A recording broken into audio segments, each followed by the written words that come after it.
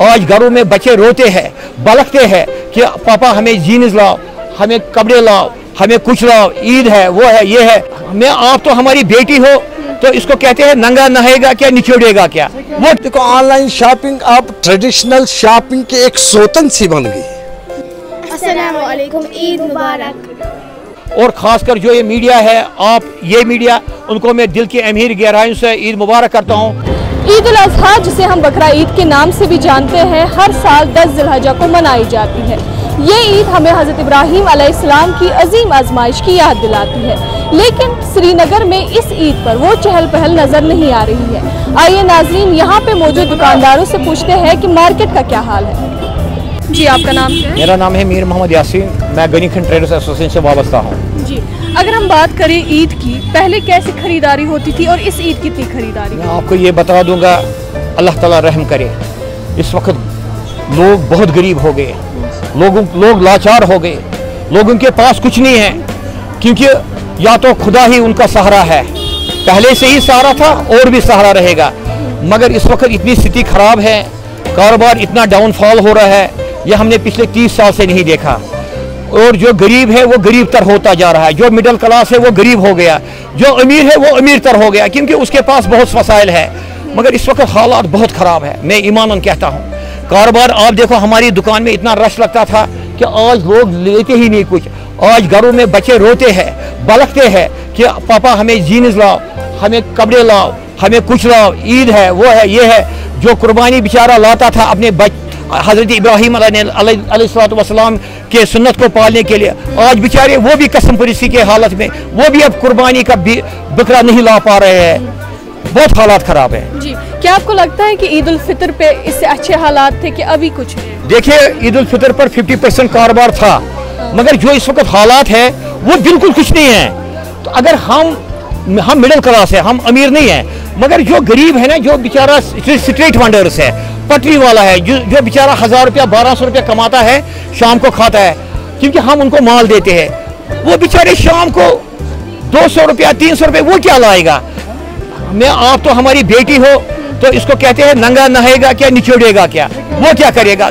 हालात बहुत ख़राब है, बहुत ख़राब है, बहुत ख़राब है। अगर हम ईद की बात करें, ईद पे आपके लोगों से क्या अपील रहेगी? क्योंकि हमने पिछले साल देखा था, जो भी वेस्ट था जब कुर्बानी के बाद, वो उन्होंने जहन्नम में डाल दिया था। देखो, हमारा इस्लाम है वो डिसिप्लिन है, हमारे नबी सल्लल्लाहु अलैहि वसल्लम वो रहमतुल आलमीन बनकर आए हैं पूरी दुनिया में, क्योंकि हमें इस्लाम में ये सिखाया गया कि अदब और हमसाये के सामने कुछ कूड़ा क्रिकेट मत डालो। अगर ये हजरत इब्राहीम अलैहिस्सलाम का सनत अदा करते हैं, तो जो खाले निकलते हैं, जो इसका अंदर का जो सिस्टम निकलता है, इनको अच्छी तरह से डंपिंग करना चाहिए। जहाँ पर गवर्नमेंट ने रखे हैं डंपिंग सिस्टम, तो वहीं पर डालना है। और जो इनके मतलब इनके जो सर होते हैं या पाँव होते हैं, ये फिर वो नोचते हैं कुत्ते, ऐसा मत करो, फिर आप कुर्बानी मत करो। ये आपका नाम? मंजूर अहमद। अगर हम इस ईद की बात करें, क्या आपको लगता है कि मार्केट डाउन है इस ईद पे? देखिए, ईद उल ज़ुहा, ईद उल फितर की निस्बत ईद उल ज़ुहा पे काम कम ही होता है, मगर इतना भी कम जो इस वक्त हमारे पास अल्फाज ही नहीं है कि हम कैसे बयान करें कि ग्राउंड जीरो पर ज़मीनी सतह पे की मार्केट की कारोबार की सूरत हाल क्या है। अल्फाज ही नहीं है हमारे पास। तो अगर देखेंगे, ईद के 2 दिन बचे हैं, मार्केट इस वक्त यहाँ पर पैर धरने की जगह नहीं हुआ करती थी। इस वक्त मार्केट आम जैसा मार्केट है, आम जनू जैसा मार्केट है। तो इस वक्त जो काम होना चाहिए वो हकीकी मानों में नहीं है। ये तो यहाँ पे जो बिज़नेस हब है, जब बिज़नेस हब में इतना काम ही नहीं है, हमारी जो शहरी श्रीनगर की मुज़ाफ़ाती मार्केट है या जो अंदरूनी मार्केट है, इलाकाई मार्केट है, वहाँ की तो बात ही नहीं है। अगर यहाँ कुछ हलचल है, वहाँ पे तो बिल्कुल कुछ है ही नहीं। तो अगर आम लिहाज से देखा जाए, सारे कारोबारों की नज़र से देखा जाए, पूरे कश्मीर वैली में अगर डिस्ट्रिक्ट का भी यही हाल है, श्रीनगर का भी यही हाल है, इलाकाई मार्केटों का भी यही हाल है और बिजनेस हबों का भी यही हाल है।